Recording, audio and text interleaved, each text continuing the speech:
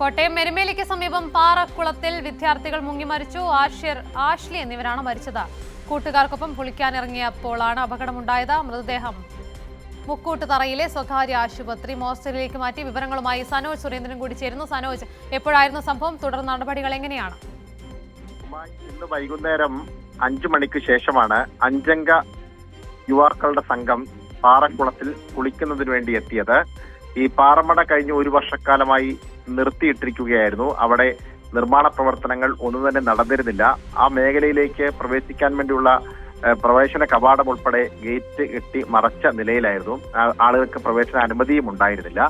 എന്നാൽ ഈ പ്രവേശന അനുമതി ഇല്ലാതിരുന്നിട്ടും അവിടേക്ക് ഈ 5 അംഗ സംഘം എത്തുകയായിരുന്നു. പിന്നീട് ഇതിൽ 5 അംഗ സംഘത്തിലെ 2 പേർ ആദ്യം വെള്ളത്തിലിറങ്ങി എന്നുള്ളതാണ് ഒപ്പമുണ്ടായിരുന്ന ആളുകൾ പോലീസിന് നൽകിയിട്ടുള്ള മൊഴി.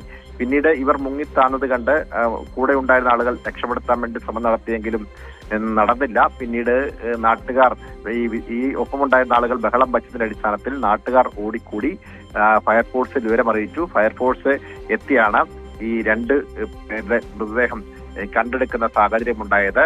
എരുമേലി കൊടിത്തോട്ടം സ്വദേശികളായിട്ടുള്ള 16ഉം 18ഉം വയസ്സുള്ള 2 പേരാണ്.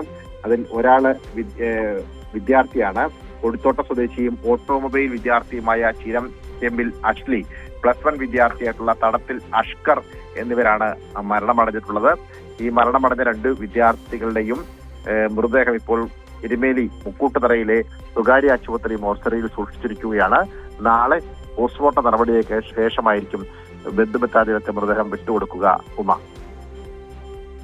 ശരി, സനോജ് സുരേന്ദ്രനാണ് വാർത്തയുടെ വിവരങ്ങളുമായി ചേർന്നത്.